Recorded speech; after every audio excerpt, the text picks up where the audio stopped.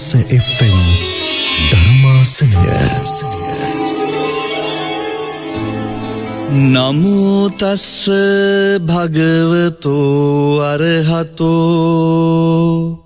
සම්මා සම්බුද්දස්ස. නමෝ තස්ස භගවතෝ අරහතෝ සම්මා සම්බුද්දස්ස. නමෝ තස්ස භගවතෝ අරහතෝ සම්මා සම්බුද්දස්ස. ධර්ම ශ්‍රවණාභිලාෂී බෝසත් කාරුණික පින්වත්නි, පින්වත් ආදරණීය දුවේ පුතේ, සිරස FM ගුවන්විදුලියේ අඟහරුවාදා ධර්මාසනයේ ධර්මදේශනාව ජීවිතේ ජීවිත අවබෝධයත් සසරේ ධර්ම අවබෝධයත් වෙනුවෙන් ශ්‍රවණය කරන්නටයි ඔබ අදත් මේ සූදානම් වෙන්නේ. ගිය සතියේ අඟහරුවාදා ධර්මාසනයේ ධර්මදේශනාවෙන් අපි ජීවිතේ අනියත බව පිළිබඳ කතා කළා. මේ වටින මනුස්ස ජීවිතේ ඊටාම ඉක්මනට ගෙවිලා යනවා. මේ ගෙවිලා යන කාලය තුලත් ඕනෑම දෙයක් සිද්ධ වෙන්න පුළුවන් කියන එක අපි සාකච්ඡා කළා. මහා අභාග්‍ය සම්පන්න පෙරනිමිති පේන කාලෙකයි අපි මේ ජීවත් වෙන්නේ කියලාත් අපි කතා කළා. ලෝකේ විනාශයට යමින් ඉන්නවා කියලාත් අපි ගිය සතියේ කතා කළා. ඒ නිසා මේ ගෙවෙන මොහොත ඔබට මට ඊටාම වටිනවා කියලා අපි පසුගිය සතියේ ධර්මදේශනාවෙන් සාකච්ඡා කරලා හුස්මක් ගන්න පුළුවන් වුණාද? මුළු ලෝකෙටම මරණ බය දැන් දැනිලා තියෙනවා. ඔබටත් සමහර විට ඒක එහෙම ඇති. කොරෝනා වෛරස් වසංගතය මුළු චීනයම දැන් සලිත කරලා චීනයේ සමහර නගර සම්පූර්ණයෙන් පාළු වෙලා ගිහිල්ලා. සමහර නගරවල මිනිස්සු කොටු වෙලා. ඔබ සමහර විට දකින්න ඇති චීනයේ මිනිස්සු හිටගෙන ඉන්න ගමන් සිහිසුන්ව ඇදගෙන වැටෙනවා. ඒ අතරෙම වුන් මිය යනවා. ඒවා දකින්නකොට ඔබට තේරෙනවද මේ මනුස්ස ජීවිතේ මොන තරම් අනියතයිද කියලා? ලෝකේ නැගීන බලවන්තම ආර්ථිකය හිමි චීනය, ලෝකේ වැඩිම ජනගහනයක් සතු චීනය අද වෙනකොට මොන තරම් අසරණ කරන්න ඒ පුංචි වෛරසයට පුළුවන් වෙලා තියෙනවද? ඔබ අහලා තියෙනවද දන්නේ දුවේ පුතේ, අපි දන්න චීනය අද ඔය තියෙන තත්වයට දියුණු කරන්න පළවෙනි පියවර තිබ්බ ඒ පුනරුදේ පුරෝගාමියා වෙච්ච චීනයේ මාවෝ සේතුන් කියන නායකයාගේ මුල් කාලේ ඊටාම දරුණු දුර්භික්ෂවලට මුහුණ දීලා, දරුණු ආර්ථික ප්‍රශ්නවලට මුහුණ දීලා චීනය බොහොම දුක් විඳ රටක්. ඒ අතර අපි අහලා තියෙන කතාවක් තමයි දුවේ පුතේ, චීනයේ ඇතැම් පළාත්වල අසරණ අහිංසක මිනිස්සුන්ට ආහාර සලාක බෙදනකොට පවුලේ දෙන්න තුන් දෙනාටම එකට ගිහිල්ලා ආහාර සලාක ඒ ආහාර දීමනා අරගන්න විදිහක් තිබුණේ නෑලු. මුළු පවුලටම තියෙන්නේ එක ඇඳුමයි. සමහර විට ගෙදර තාත්තා ඒ ඇඳුම ඇඳගෙන ගිහිල්ලා එයාට අයිති ටික අරගෙන ආවට පස්සේ අම්මා යනවා ඒ ඇඳුමම ඇඳගෙන ආයෙත් එළියට. දෙන්නට එකට පාරේ යන්න තරම් අඳින්න ඇඳුම් දෙකක් දෙන්නට තිබුණේ නැහැ. එකම ඇඳුම මාරු කරගෙන ඇඳලා නොමිලේ දෙන සලාක ආහාර කාලා ජීවිතේ පටන් ගත්ත චීනය, ඒ දුෂ්කරකමේ අත්දැකීම් නිසාම, ඒ විඳ දුක නිසාම ශක්තිමත්ව ගොඩනැගිලා අද ඔය අපි දකින තත්ත්වයට ආව වෙන්න පුළුවන්. ඇමරිකාවටත් අභියෝග කරලා ලෝකේ ශීඝ්‍රයෙන්ම දියුණු වෙන ආර්ථිකය හිමි රාජ්‍ය වකට, ලෝකේ බලවන්තම රාජ්‍යයක් බවට පත්වෙන්නට ඔවුන්ට පුළුවන් වුණා. මුළු ලෝකෙම වෙළඳපොළ වැඩි ප්‍රමාණයක් අත්පත් කරගත්ත චීනය දන්නවද මේ සතියට දැන් වැටිලා තියෙන තත්ත්වය? ලෝකේ ඉතා කුඩා රාජ්‍යයන් පවා චීන මිනිස්සුන්ව ප්‍රතික්ෂේප කරලා, කුඩා රාජ්‍යයන් පවා චීන මිනිස්සුන්ට ඇතුළු වීම තහනම් කරලා තියෙනවා. ඔය මහා දැවැන්ත චීනයට වෙච්ච දේ, චීනයේ ඔය අපි කියන කොරෝනා වෛරසය පැතිරිච්ච නගරවල දුවේ පුතේ අපි අන්තර්ජාලයේ දැක්කා ඔබත් දකින්න ඇති එක හාල් කවරේ එක ආහාර ටින් එකම එක සැමන් ටින් එක බෙදා ගන්න මිනිස්සු රණ්ඩු කරන විදිහ අපි කවද්ද හිතුවේ දැවැන්ත චීනයට ඔහොම වෙයි කියලා. කවුද හිතුවේ? අඩුම තරමේ චීනයේ හතුරෙක්වත් හිතන්න නැතුවච චීනය ඔය තත්ත්වයට වැටේ කියලා. හරියට සෝමාලියාවට ආධාර බෙදනවා වගේ අද චීනයේ මිනිස්සු සමහර නගරවල කෑම පැකට්ටකට පොරකන්නේ. ජීවිතය අනියත බව, අස්තිර බව, අනිත්‍ය වග ලෝකයට තේරුම් ගන්න දුවේ පුතේ මීට වඩා උදාහරණ ඕනේද? ඔය තරම් දැවැන්ත රාජ්‍යයක් ඔය වගේ තත්ත්වයට දුර්වල වුණා නම් අපි වගේ තනි මිනිස්සෙක් කොච්චර විශ්වාසයෙන් ඉස්සරහට ගියත් කඩන් වැටෙන්න එක මොහොතක් ඇති නේද? ඒක තේරුම් ගන්න හොඳම වෙලාවක් මේක. චීනය ශක්තිමත් රටක් අපිට වඩා. චීනයේ දවස් 6කින් ඇඳන් දහසක් සහිත රෝහලක් හදන්න පටන් අරන් තියෙනවා. ඔවුන් කියනවා ඔවුන් මේ වෛරසය ආසාදනය වෙච්ච රෝගීන් වෙනුවෙන් දින 6ක් ඇතුළත ඒ ඇඳන් දහසකින් යුක්ත රෝහල හදලා ඉවර කරනවා කියලා. ඔවුන් තවමත් ශක්තිමත් රාජ්‍යයක් කියන්න ඒක හොඳ උදාහරණයක්. ඔවුන්ට පිරිස් බලය තියෙනවා. ඔවුන්ට සම්පත් තියෙනවා. ඔවුන්ට සල්ලි තියෙනවා. පින්වත්නි, ඒ නිසා ඔවුන් කොහොම හරි ඊට මුණ දෙයි. නිකමට හිතන්න. අපි වගේ පුංචි දුප්පත් රටකට ඔහොම දෙයක් වුණොත් අපිට මොකද වෙන්නේ? දවස් 6කින් රෝහලක් හදන්න තියා දවස් 6කින් ඇස්තමේන්තු කරලා අනුමත කරගන්නවත් අපේ රටේ තියෙන මේ ක්‍රමවේද ශක්තිමත් නැහැනේ, කාර්යක්ෂම නැහැනේ. කොච්චර මේ රටේ මිනිස්සු අසරණ වෙයිද එදාට පින්වත්නි. අපිට මේවා හොඳ පාඩම්. අදට දැනට අපේ රටේ මිනිස්සුන්ට සමහර විට මේ ධර්මදේශනාව අහන ඔබටත් පින්වත්නි මරණ බය දැනිලා ඇති. අපේ රටෙනුත් වෛරසය ආසාදනය වෙච්ච යම් අය හමු වෙලා තියෙනවා. ලංකාවට සංචාරයට ආපු චීන ජාතිකයින්ට මේ වෛරසය ආසාදනය වෙලා තියෙනවා කියලා විශ්වාස කරනවා. ඒ වගේම අද දහවල් ප්‍රවෘත්තිවලට අපිට දැනගන්න ලැබුණා ගාලු වරාය ආසන්නයේ ගමන් කරමින් තිබෙන නෞකාවක වැඩ කරන ශ්‍රී ලාංකිකයෝ 6 දෙනෙකුට දැනට ස්ථිර වශයෙන්ම මේ රෝග ලක්ෂණ පෙන්눔 කරනවා කියලා. පින්වත්නි, ඒවා අහනකොට දකිනකොට ආරංචි වෙනකොට ඔබට බය දැනෙනවද? ඔබට හිතෙනවද කොහොමද මේ වගේ තත්ත්වයක් යටතේ අපි අපේ ළමයිව ඉස්කෝලේ යවන්නේ? මේ රෝගේ තව පැතිරිලා අපේ රටිනුත් මේ රෝගීන් හමු වුණොත් කොහොමද අපි හෙට කෝච්චියේ වැඩට යන්නේ? බොහොම අමාරුවෙන් තනි අතෙන් එල්ලිලා එක කකුලෙන් හිටගෙන එක්කිනාට එක්කිනා හේතු වෙලා ඔබ කෝච්චියේ යන්නේ කියලා අපි දන්නවා. හැමෝගෙම දහඩිය හැමෝගෙම ඇඟේ තැවරෙද්දී හැමෝගෙම ගඳ සුවඳ හැමෝටම දැනෙද්දී කෝච්චියේ ඔබ විඳින දුක අපි හොඳට දන්නවා පින්වත්නි. පින්වත්නි, කෝච්චියෙන් බැලලා බස් එකට නැග්ගත් තත්ත්වය ඊට වඩා වෙනස් නෑ. ඔබ යන ගමන් පොළට ගියත් තත්ත්වය ඊට වඩා වෙනස් නෑ. අපි දන්නවා හුඟක් පින්වත් ඔබ අපේ හුඟක් මිනිස්සු පොළට ගියත් යන්නේ පොළ ඉවර වෙන වෙලාවට. ඒ මොකද පුළුවන් තරම් අඩුව බඩු ගන්න පුළුවන් වෙලාව පොළ ඉවර වෙන වෙලාව. ඒ හින්දවද මන්දා අද කාලේ සති පොළවලුත් රෑ 9 ඉතර වෙනකන් තියෙනවා. ඒගොල්ලොත් ඉවර කරන්නෙම නෑ. මේ සෙනග ගැවසෙන සෙනග තෙරපෙන තැන්වලම තමයි ඔබේ ජීවිතේ ගෙවෙන්නේ. ඔබේ දරුවන්ගේ ජීවිත ගෙවෙන්නේ.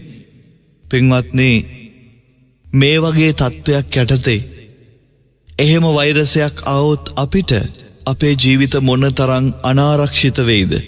ඔබ උඩින් ඇඳගෙන යන කමිසය පිළිවෙලට හොදලා මැදලා තියනවා වෙන්න පුළුවන්. ඒත් ඔබ යටින් ඇඳගෙන යන බැනියම හොඳටම ඉරිච්ච එකක් වෙන්න පුළුවන්. ඔබ සපත්තුවට දාන මේස් එකේ අඩිය නැති වෙන්න පුළුවන්. ඒ තමයි දුප්පත්කම, ඒ තමයි නැතිබරිකම. එහෙම අපිට මෙහෙම ලෙඩක් හැදුනොත් කොහොමද පින්වත්නි ඒකට මුහුණ දෙන්නේ? අපි ළඟ ඉතුරු කරගත්ත සල්ලි ලක්ෂ ගණන් නැහැ. අපේ දරුවෙකුට එහෙ වුණොත් පිටරටකට යවලා සනීප කරගන්න කියලා වත්කමක් අපිට නැහැ. පින්වත්නි තිබුණත් මේ තියෙන තත්ත්වය හැටියට පිටරටකට යන්නත් පිටරටකට යවන්නත් අපිට බයයි. ඔය විදිහේ නැතිබැරිකම් දුප්පත්කම් ඔබට තිබුණේ නැතත් ඔබ මහා බලපුරුවන්කාර ධනවන්ත බලවන්ත ජනප්‍රිය ශක්තිමත් දැවැන්ත මිනිස්සෙක් වුණා. පින්වත්නි මේ වෙලාවේ ඔබ අසරණයි. බලන්න පොඩි වෛරසයක් ඔබව කොයිතරම් මේ ජීවිතය අසරණ කරනවද කියලා. ඔබව බිත්තියටම හේතු කරලා තියෙන්නේ. ඔබ කොයිතරම් ලොක්ෙක් වුණත් ඔබ කොච්චර ධනවන්ත බලවන්ත ජනප්‍රිය ශක්තිමත් කෙනෙක් වුණත් මේ වෙලාවේ කරන්න දෙයක් නැහැ. හෙට උදේ ඇවිල්ලා කෙනෙක් ඔබ ඉස්සරහා කෑලා ගියත් ඇති ඔබත් මේ විදිහටම අනාරක්ෂිත වෙන්න. අර මහා දැවැන්ත චීනය බලාගෙන ඉද්දි කඩාගෙන වැටෙනවා නම් මේ අපේ ජීවිත මොන තරම් අවිනිශ්චිතයිද පින්වත්නි. හිතන්න මොන තරම් අපේ ජීවිත අනාරක්ෂිතයිද.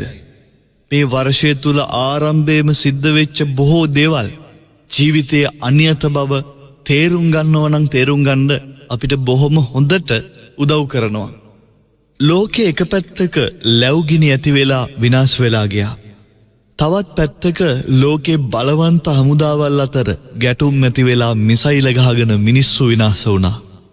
ඔවුන් ලෝකයට අනතුරු අඟවන්ට අහිංසක සිවිල් මිනිස්සු ගමන් ගත්ත ගුවන් යානයකට ප්‍රහාරයක් එල්ල කරලා බිම දාලා විනාශ කළා. ඒ වගේම මේ ඊයේ පෙරේදා ඔබට ආරංචි වෙන්නට ඇති ඔබ දකින්නට ඇති ලෝකේ ප්‍රසිද්ධම ජනප්‍රියම පැසිපන්දු ක්‍රීඩකයෙකු වන ඇමරිකානු ජාතික කෝබේ බ්‍රයන් සහ ඔහුගේ දියණිය තවත් පිරිසක් සමග හෙලිකොප්ටර් යානයකින් විනෝද චාරිකාවක් යමින් සිටියේදී එම ගුවන් යානය අනතුරකට ලක් වෙලා ඔවුන් සියලු දෙනා මිය ගියා. ඒ තාත්තයි දුවයි අනිත් හැමෝමයි ඒ අනතුරෙන් මිය ගියා. හිතන්න ඔවුන් කොච්චර ජනප්‍රියයිද? ඔවුන්ව ලෝකයට කොච්චර වටිනවද? ඔවුන්ට කොච්චර සල්ලි තියෙන්නේ නැද්ද? හෙලිකොප්ටර් යානයක් අරගෙන විනෝද චාරිකා යන්න තරම් ඔවුන්ට කොච්චර සල්ලි තියෙන්නේ නැද්ද? ඒත් ඔවුන් එක මොහොතකින් මිය ගියා නේද? ඔවුන් ඉවරයි. ඔවුන් දැන් නැහැ. පින්වත්නි මේ වර්ෂය ආරම්භ වෙන්නෙම මේ එක මොහොතක එක පුංචි දෙයකින් ජීවිතය අවසන් විය හැකි මේ සියල්ල නිම විය හැකි කියන අනියත බව අපිට පසක් කරමින් මේ වර්ෂය ආරම්භ වෙන්නෙම බොහෝ දුක්ඛ දෝමනස්යන් ලෝකයට ගෙනත් දීලා.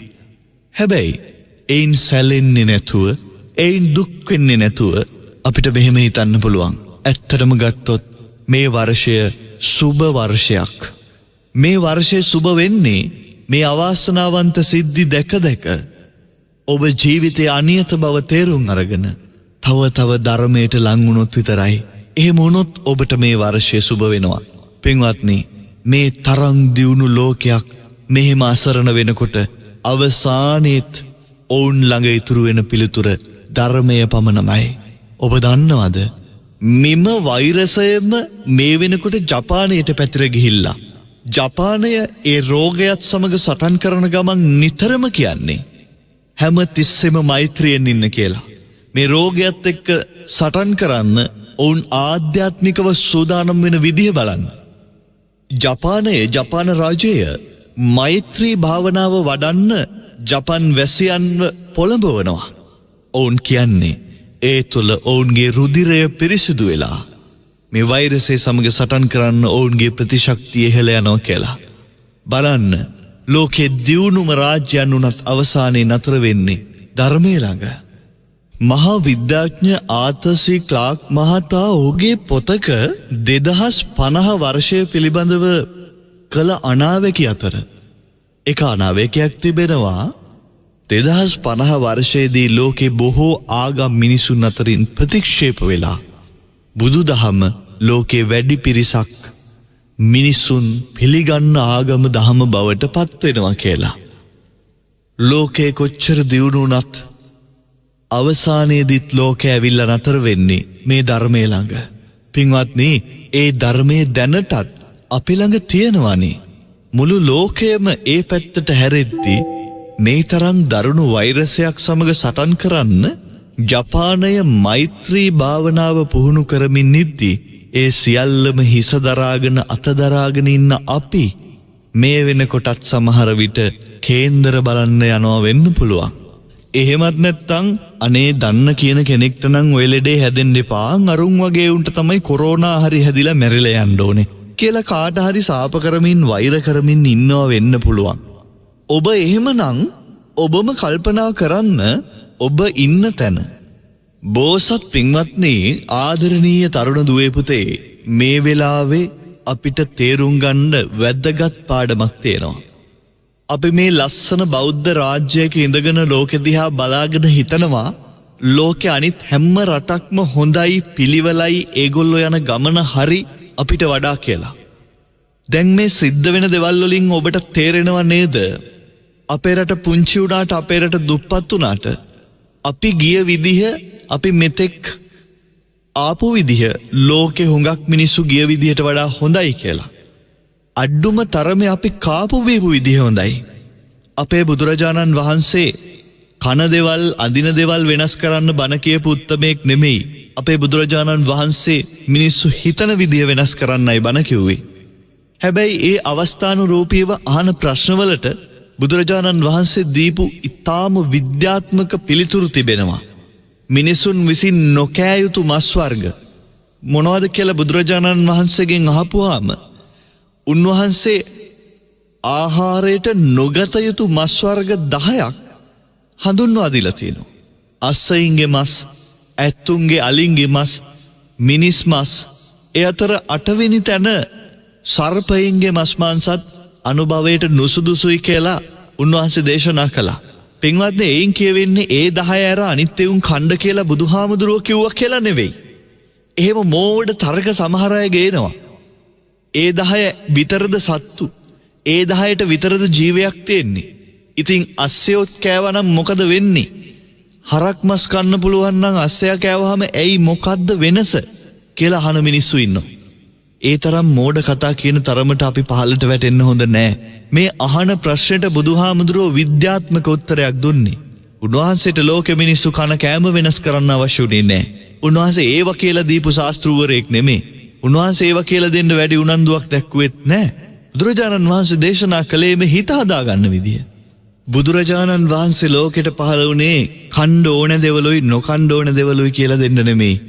උන්වහන්සේ විදර්ශනා මාර්ගයේ හෙලි කරන්න, නිර්වාණ මාර්ගයේ පෙන්වන්න, චතුරාර්ය සත්‍ය ලෝකෙට හෙලි කරන්නයි මෙලොවට පහළ වෙන්නේ.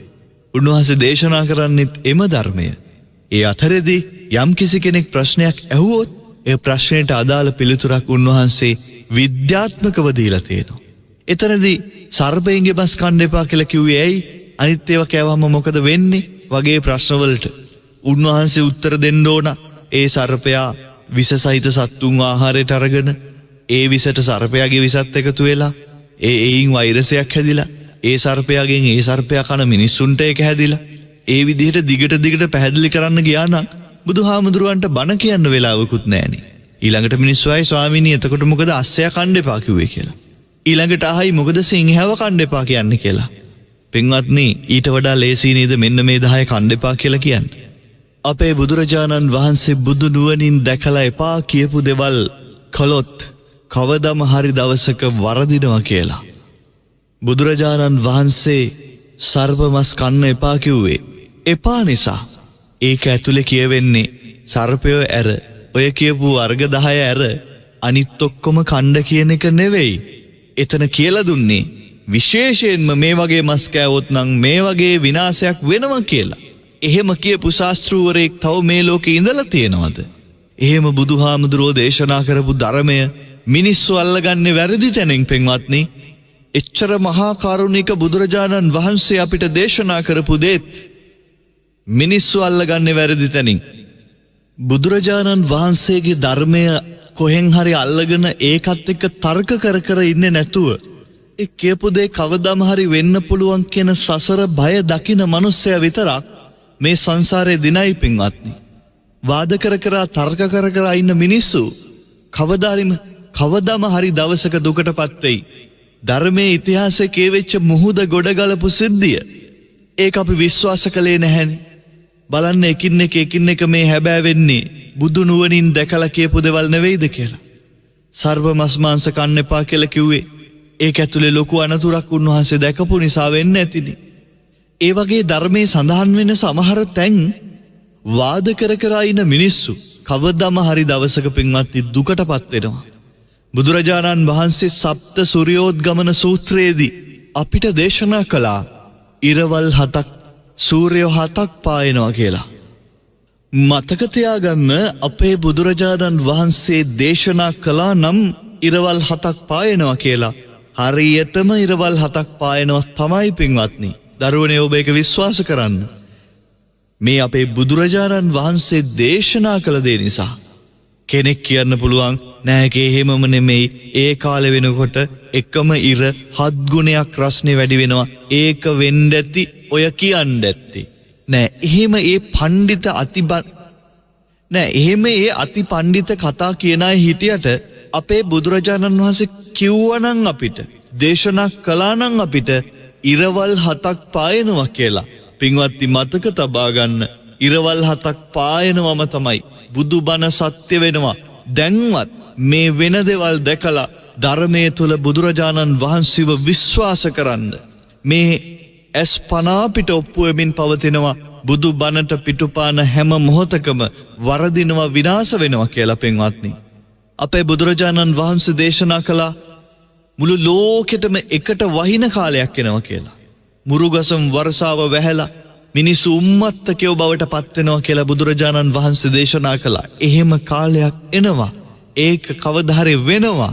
පින්වත්නි තවත් කල් යද්දී සප්ත මහා සාගරයේම හිඳිලා ලෝකේ වතුර නැතුව ගිහිල්ලා අපේ බුදුරජාණන් වහන්සේ අපිට දේශනා කරා දරුවනේ ඔබ හිතන්න මඩ සහිත එරෙන පොළවක ගවයෙක් ඇවිදගෙන යනවා කියලා. ඒ ඇවිදගෙන යනකොට ගවයාගේ පාදයේ සටහන පාසලකුණ ගව කුරේ සටහන අර මඩ සහිත පොළවේ සටහන් වෙනවනේ. පොඩි වලවල් වගේ හැදෙනවනේ. දුවල පුතලා දැකලා ඇති. අපේ බුදුරජාණන් වහන්සේ දේශනා කළා අන්නේ වගේ පුංචි වලක් පිරෙන්නවත් වතුර නැති යුගයක් මේ මහ පොළොවේ උදා වෙනවා කියලා. කෙනෙකුට හිතෙන්න පුළුවන් ඕවා වෙන්නේ අනේ මූදවල් හින්දෙනවද? මූදවල් කොහොමද හින්දෙන්නේ? දුවේ පුතේ මිදුලට බැහැලා බලන්න අහසේ තියෙන හඳ හාවෙක් වගේ පේනවද? විද්‍යාත්මකව හිතන්න පුළුවන් දුවල පුතාලා දන්නවනේ. දැන් අපි හොඳටම දන්නවා හඳේ ඉන්නේ හාවෙක් නෙමෙයි. ඒ හඳේ තියෙන්නේ සිඳීගේ මුහුදු ආවාට සානු එවතිබ වතුරකෝ. ඔබ දැකලා ඇති අඟහරු ග්‍රහයාගේ සිඳීගේ මුහුදු. කෝ එවතිබ වතුර? පෘථුවියේ මුහුදු හිඳිලා යනවා කියන එක ඔබට ඒව දැකලා හිතන්න බැරිද? මේ මූදක් හිඳෙන්නේ කොහොමද?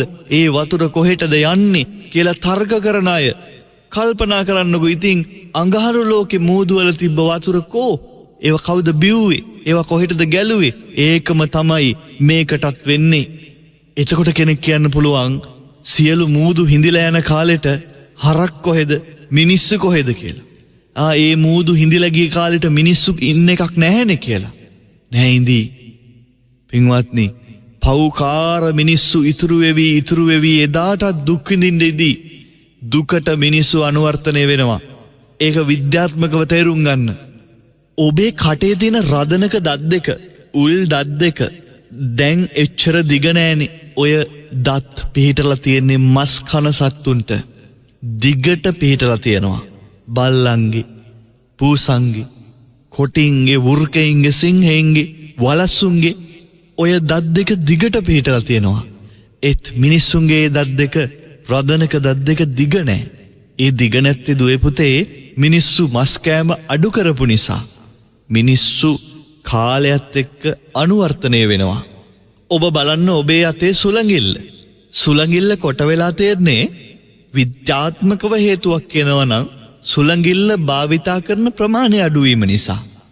දවසක මිනිස්සුන්ගේ අතේ තියෙන සුළඟිල්ල උපතින්ම නැතිම වෙනවලු. ඒ මොකද සුළඟිල්ල භාවිතා වෙන්නේ නැති නිසා.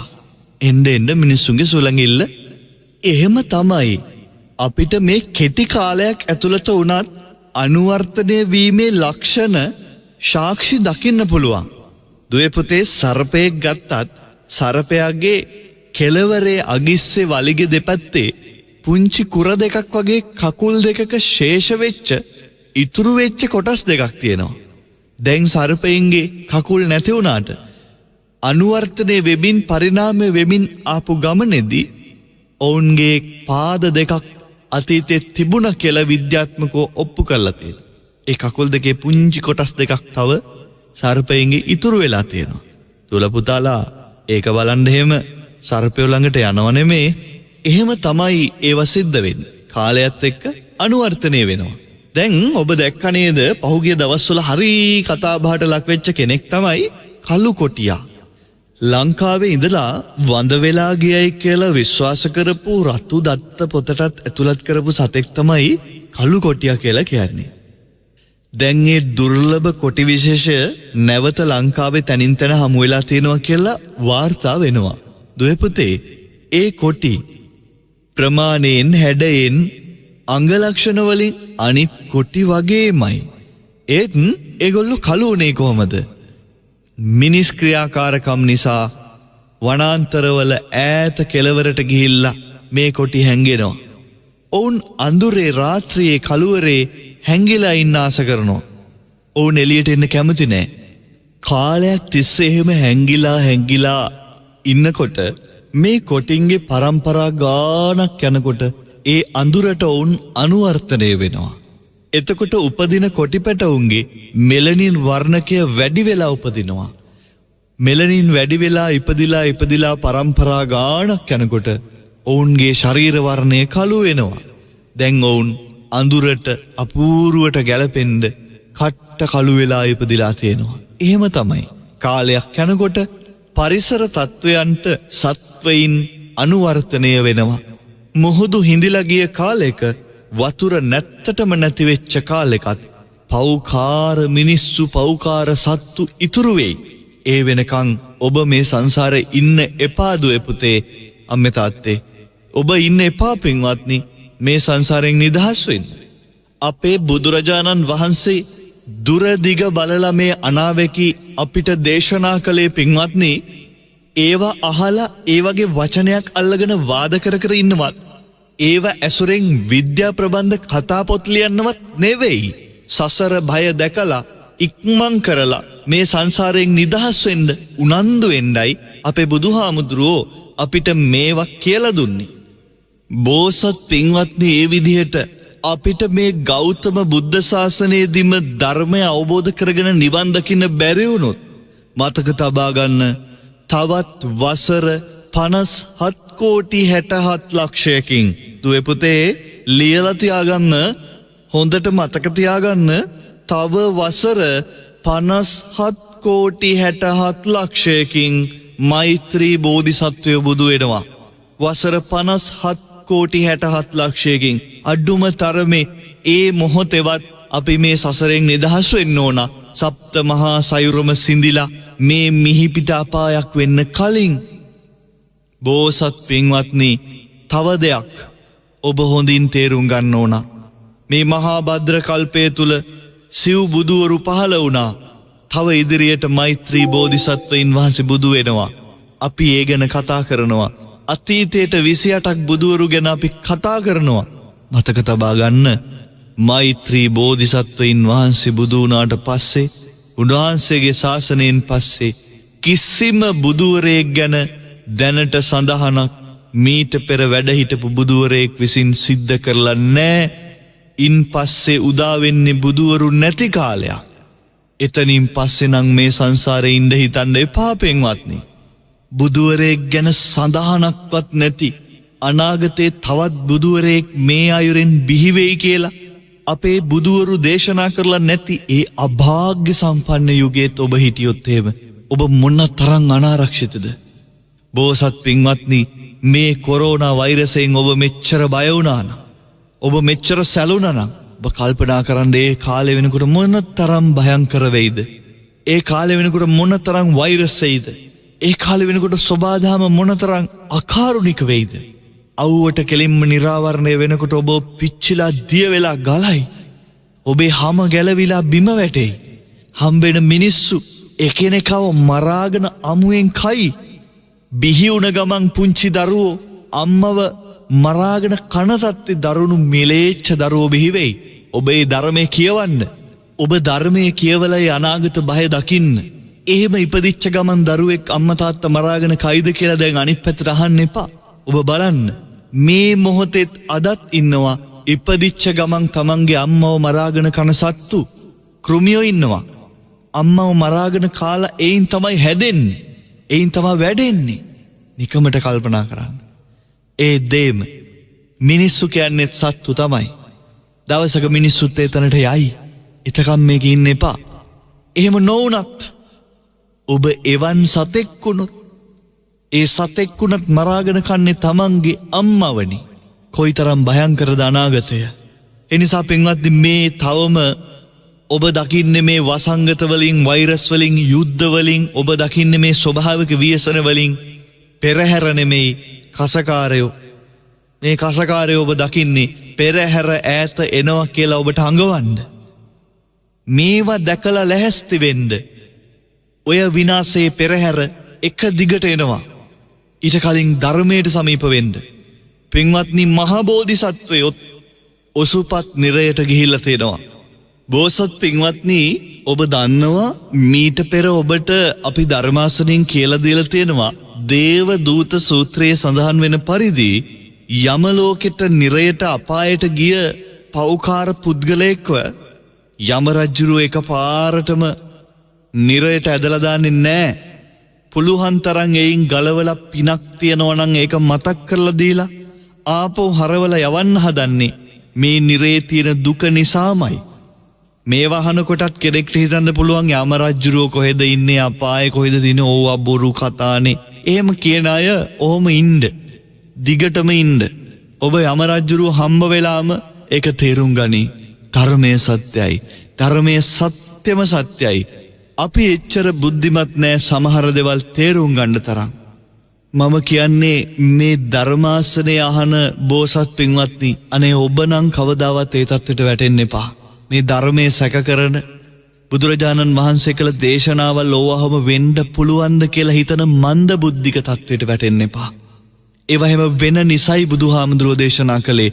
අනිත් එක මෙච්චර සාක්ෂි සාධක නිදර්ශන උදාහරණ තිබියදී බුදුහාමුදුරෝ දේශනා කරපු දේ අස්පනා පිට ඇත්ත වෙමින් තිබියදී බුදුහාමුදුරෝ එපා කියපු දේ කරලා ලෝකයේ විනාශයට පත් වෙනවා ඇස් දෙකෙන් දැක දැක තවත් අපි බුදුහාමුදුරුවන්ගේ බණ සැක කරනවා නම් අපි තරම් අවාසනාවන්ත පෞකාර જાතියක් තව නැහැ පින්වත්නි. සැක කරන්න එපා. දවසක අපායට ගියොත් යම රජුරුව පුළුවන් තරම් ඒ කරුමක්කාරයව එයින් ගලවලා යවන්න උත්සාහ කරනවා. පුංචි හරි පිනක් තිබුණොත් ඒක මතක් කරලා දීලා ආපහු හරවලා යවනවා. පින්වත්නි ඒත් අපේ මහා බෝධිසත්වයත් පෙරුම් පුරණ කාලයේ ඔසුපත් නිරයට ගියා බෝසත් පින්වත්නි. දවසක් හරි නිරේ ඉන්න වුණා. එහිදී උන්වහන්සේට මතක් වුණේ නැති හැටි පුදුමයි. එදා අම්මව කරේ තියාගෙන පීනලා බුදු බව පිණිස අම්මගෙන් නියත විවරණ ලැබපු දා ඉඳලා මම මේ බුදු වෙන්න එන ගමනකදී දීපංකර තථාගත බුදුරජාණන් වහන්සේගේ පාදමූලයේදී ස්ථිර වශයෙන්ම ගෞතම නමින් සම්මා සම්බුද්ධත්වයට පත් වෙන්නට නියත විවරණ ලැබූ පුද්ගලයෙකු වගේ උන්වහන්සේට අමතක වුණා. උන්වහන්සේට මතක් වුණා නම් උන්වහන්සේ කියයි මම එහෙම කෙනෙක්. දීපංකර බුදුහාමුදුරුවන්ගේ පිටිපස්සේ හිටපු ලක්ෂයක් මහරහතන් වහන්සේලා අතර 1,01 වෙනි මහරහතන් වහන්සේ ලෙස මේ ශාසනයට එකතු වෙන්න හිටපු මම අද මේ වරදකින් නිරේට ආවට එසේ මෙසේ කෙනෙක් නෙමෙයි කියලා යම රජුරවන්ට මතක් කරලා දෙන්න උන්වහන්සේට මතක් වුණෙත් නැහැ. ඒ පෙරූ පින් බලය, ඒ පෙරුමන් බලය යම රජුරවන්ට මතක් වුණෙත් නැහැ.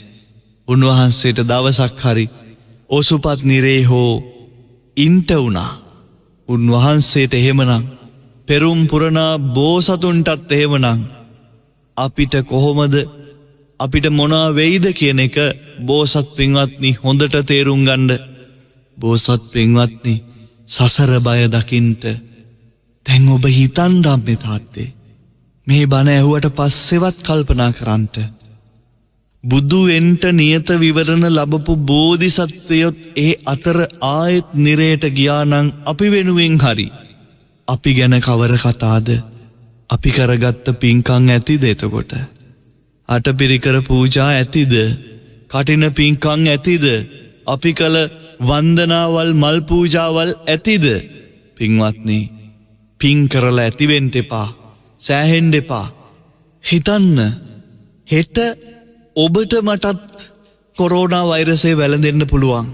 එහෙම වුණොත් ඇඳට වෙලා ඉඳගෙන අවසන් මොහොත දක්වා හිතන්න, පිනක් දහමක් අපි කරලා තියෙනවද? සැනසීමෙන් මැරෙන්න තරම් පින් අපි කරගෙන තියෙනවද? අඩුම තරමේ අම්මට තාත්තට කරන්න ඕනේ යුතුයකම් ටික කරලා ඉවරද? හොඳ මිනිහෙක් විදිහට මිනිස්සුන්ට වද වේදනා නොදී මිනිස්සුන්ගේ ගෞරවාදරයට පාත්‍ර වෙලා මාසයක්වත් ඉඳලා තියෙනවද? ධර්මානුකූලව සීලවන්තව සිල් රැකගෙන එක මාස 6ක් මේ ජීවිත කාලේ ඉඳලා තියෙනවද? නිකන් හිතන්න බෝසත් පින්වත්නි. අවුරුදු 45ක් ජීවත් වෙච්ච මිනිස්සෙකුට මාස 6 කෑලි තියෙනවනේ 90ක්. එයින් එකක්වත් සිල් රැකලා නෑනේ හුඟක් අය. අඩුම ගානේ පංචශීලයේ එක දිගට සතියක් රැකලා නෑනේ. ඉතින් අපි කොහොමද මැරෙන්නේ? එහෙමයි කියලා අපි මැරෙන්න බෑ කිව්වට නොමැරි ඉන්නේ නෑනේ. ඔබ දැක්කනේ චීනයේ CCTV දර්ශනවල කොරෝනා වෛරස් එක හැදිලා පාරේ හිටගෙන ඉන්න මිනිස්සු, ගුවන්තොටුපොලේ හිටගෙන ඉන්න මිනිස්සු මැරිලා වැටෙන විදිහ. දැන්වත් මේ සසර බය දකින්නකෝ. මුළු ලෝකෙම අවසානයේ එකම විසඳුම විදිහට, එකම රැකවරණීය විදිහට ධර්මය විශ්වාස කරන යුගයක ධර්මය කරපින්නාගත්ත, ධර්මය හිසමුදිනි තියාගත්ත අපි ඒ ධර්මයේ ඒ ත්‍රිවිධ රත්නයේ ආශිර්වාදය අපේ ජීවිතවලට ගන්නෙ නැත්තම්, ඒ ධර්මයේ බලය අපේ ජීවිතයට ගන්නෙ නැත්තම් ඒක අපේ අවාසනාවක්. අපි දැන් ජීවිත වෙනස් කරගමු. මේ සංසාරේ අපිට අඩුවෙන්ම ලැබුණ දේ ධර්මය. අපි අඩුවෙන්ම කරපු දේ සිල් රැකපු එක. බෝසත් පින්වත්නි, දැන් ඊට කාලය මේ සංසාරේ අපිට වෙච්ච නැති දෙයක් නෑ. හැම දෙම වුණා. තව ඉස්සරහටත් එහෙමයි. බෝසත් පින්වත්නි, එකම විසඳුම, එකම විකල්පය, එකම රැකවරණය මේ ධර්මයම පමණයි. නත්ති මේ සරණං අඤ්ඤං බුද්ධෝ මේ සරණං වරං. නත්ති මේ සරණං අඤ්ඤං ධම්මෝ මේ සරණං වරං. නත්ති මේ සරණං අඤ්ඤං සංඝෝ මේ සරණං වරං. තෙරුවනේ සරණ ඇර අපිට වෙන සරණක් නෑ. මේ ලෝකෙ එන්න අපිට ජීවත් වෙන්න අමාරු තැනක් බවට පත් වෙනවා. එහෙමයි කියලා අපිට යන්න තැනක් නෑ. අපි මේකට මූණ දෙන්න ඕන. අපි ශක්තිමත් වෙන්න ඕන. අපි ධර්මයෙන් ශක්තිමත් වෙමු. දැන් අපි අපේ ජීවිත වෙනස් කරගමු. අඟහරුවාදා ධර්මාසනයෙන් මේ රටට ඔබට කරපු යෝජනා බහුතරයක් අපේ ශ්‍රාවක පින්වතුන් ක්‍රියාත්මක කරනවා. අපි දකිනවා. දිනපතාම අපේ රටේ අපිට හමු වෙන පින්වන්ත දෙමව්පියෝ අපිට ඒ බව කියනවා. අපි ඔබට සිහිපත් කළා සතියට එක දවසක්වත් අඟහරුවාදා ධර්මාසනයෙන් පස්සේ ශේෂින් බදාදා දවස පුළුවන් නම් නිර්මාංශ වෙන්න කියලා. දැනට ඒ අපි කළ යෝජනාව අපේ රටේ බොහොමයක් ගෙවල් වල ක්‍රියාත්මක වෙනවා. අපි ඒ දේ බාර දුන්නේ අපේ ධර්මාසනය යන දරුවන්ට. අම්මල තාත්තලවත් එකතු කරගෙන බදාදට මුළු ගෙදරම නිර්මාංශ වෙන්න කියලා. එහෙම නිර්මාංශ වෙලා අපිට ඒ බව දන්වපු දරුවෝ ඉන්නවා. මේ ධර්මාසනය අහන බෝසත් ශ්‍රාවක පින්වතුන් එකතු කරගෙන අපි හදන බෝසත් සමාජයක් තියෙනවා. ඒ බෝසත් සමාජයේ දැනට අපිට ලිපි මගින් ස්ථිරවම දන්වලා තියෙන විදිහට අද දවස වෙනකොට බදාදා දවසේ නිර්මාංශව ඉන්න අපේ බෝසත් දරුවෝ 1723ක් ඉන්නවා. ඒ අපේ බෝසත් සමාජයට එකතු වෙච්ච ඒ බව දන්නපු දරුවෝ තවත් අපි නොදන්න බොහෝ අය ඇති. හිතන්න 1723ක් දරුවන්ගේ දෙමව්පියොත් එක්ක කොච්චර පිරිසක් දැනට මේ එක බණක කියපු යෝජනාව බාරගෙන තියෙනවද කියලා. තව අපි නොදන්න අය කොච්චර ඇද්ද? ඇත්තටම පින්වත්නි, ඔබේ ගෙදරිනුත් ලියුමක් එවන්න නැතුව ඇතිනේ. ඒත් ඔබ එහෙමයි කියලා අපි දන්නවා. දහසක් දෙනෙකුගෙන් එක්කෙනෙක් තමයි ලියුමක් ලියන්නේ, පෝස්ට් කාඩ් එකක් එවන්නේ. මොකද ඒක දැන් අද කාලේ කම්මැලි වැඩක් නිසා. ඒත් අපිට ලිපි මගින් 1723ක් දරුවෝ එහෙම නිර්මාංශ උණයි කියලා දැන්නුවා කියන්නේ අපේ දරුවෝ ලක්ෂයක්වත් ඇති අපේ බණහන නිර්මාංශ වෙච්ච, බදාද දවසේ නිර්මාංශ වෙච්ච අපේ දරුවෝ ලක්ෂයක්වත් ඇති කියලා අපි හිතනවා. බෝසත් පින්වත්නි, එක දවසක එක බණක එක තැනක කියපු පුංචි යෝජනාවක් අපේ රටේ මිනිස්සු ඒ තරම් ආදරෙන් බාරගෙන තියෙනවා. ඒ වගේම අපි ඔබට යෝජනා කළා පහුගිය දිනක සෙනසුරාදා දවස ඔබේ පවුලේ ආධ්‍යාත්මික දියුණුව සඳහා වෙන් කළ දවස කරගන්න කියලා. සෙනසුරාදා දවසට දිවි හිමියෙන් ගෙදර අය එක සීලයක් ආරක්ෂා කරන්න, පංචශීලය ආරක්ෂා කරන්න, අනිවාර්යෙන් ධර්මදේශනාවක් වැඩිපුර අහන්න, ඒ දවස පුළුවන් නම් පන්සල් යන්න. ඔබට මොකුත්ම කරගන්න බැරි නම් සතෙකුට කන්න ටිකක් හරි දෙන්න කියලා අපි ඔබට කිව්වා. ඒ දේත් අපේ දරුවන්ගේ ගෙවල් වල ක්‍රියාත්මක වෙනවා කියලා අපි දන්නවා. බෝසත් පින්වත්නි, අන්න ඒ වගේ මේ පවතින ව්‍යසනකාරී තත්වය තුළ දුවේ පුතේ, අම්මේ තාත්තේ, ඔබේ ගෙදර හෙට උදේ ඉඳලා කරන්න ඕන වැදගත් දෙයක් ගැන යෝජනාවක් අද මම කරනවා. හෙට උදේ ඉඳලා ඔබ වෙනදට වඩා විනාඩි 20ක් කලින් අවදි වෙන්න.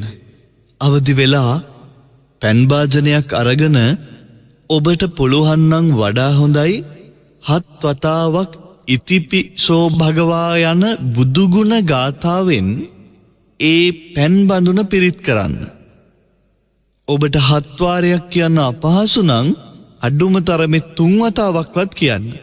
ඒ පිරිත් කළ පෑන් භාජනයෙන්, ඒ පෑන් බඳුනෙන් කොටසක් අපේ තථාගත බුදුරජාණන් වහන්සේට ඔබ පෑන් පූජා කරන භාජනයට දාලා බුදුගුණ සත්‍යයි, බුදුගුණ සත්‍යයි කියන හැඟීමෙන්, ඒ සත්‍යානුභාවයේ අදිෂ්ඨාන බලයෙන් බුදුරජාණන් වහන්සේට පූජා කරන්න. ඉන්පසු ඔබ පිරිත් කළ ඉතිපිසෝ භගවා ගාථාවෙන් ඔබ පිරිත් කළ ඒ පිරිත් පෑන් බුදුගුණ සත්‍යයි, බුදුගුණ සත්‍යයි, බුදුගුණ සත්‍යයි කියන අදිෂ්ඨාන පූර්වක සිතුවිල්ල හිතේ ඇති කරගෙන ඔබ එය පානය කරන්න. ඔබ එය පානය කරන ගමන් හිතන්න, මා නිරෝගී වේවා, මගේ ප්‍රතිශක්තිය වැඩේවා, රෝග උපද්‍රව වලින් මා ආරක්ෂා වේවා. මේ අනන්ත බුදුගුණ සත්‍යානුභාව බලයෙන් අපායගාමී නොවි සුගතිගාමී වන්නට මට කුසල් දහම් වඩන්න නිතර නිතර අවස්ථා ලැබේවා. අනන්ත බුදුගුණ සත්‍යානුභාවයෙන් මට, මගේ පවුලේ අයට යහපතක් වේවා කියන ප්‍රාර්ථනාවෙන් ඒ පිරිත් පෑන් පානය කරන්න, දරුවන්ටත් ඒ පිරිත් පෑන් දෙන්න.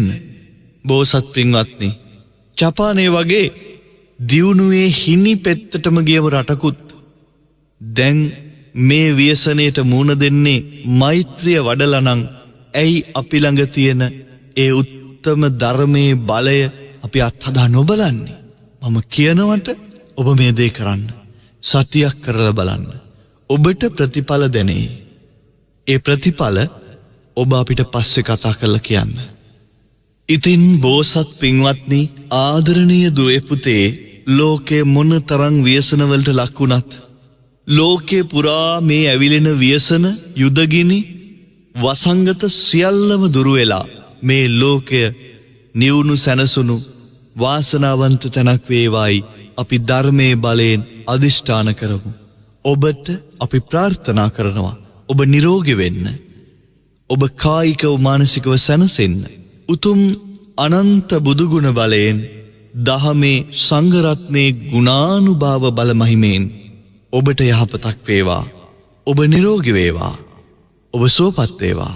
ඔබ දිගාසිරි සම්පත් ලබත්වායි අප අඟහරුවාදා ධර්මාසනයෙන් ඔබට ආශිර්වාද කරනවා. ලබන අඟහරුවාදාවෙත් රාත්‍රී 9:05 හමු වෙනතෙක් ඔබට තෙරුවන සරණයි. අභිවාදන සීලිස්ස නිච්ඡං රුද්ධාපචායිනෝ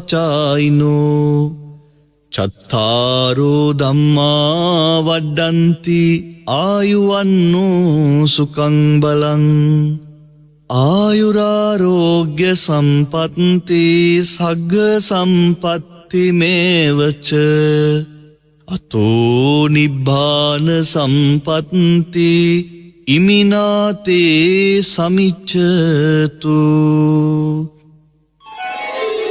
සිරස FM ධර්මාසනය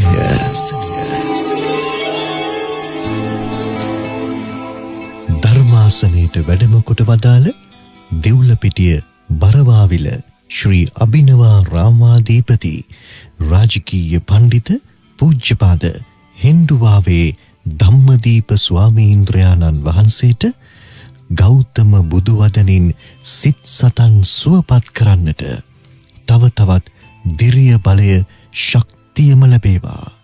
ප්‍රාර්ථනීය බෝධියකින් උතුම් චතුරාර්ය සත්‍ය ධර්මය අවබෝධය පිණිසම මේ පිනත් උතුම් පාරමිතාවක්ම වේවායි සාදු නාදදී ප්‍රාර්ථනා කරන්න.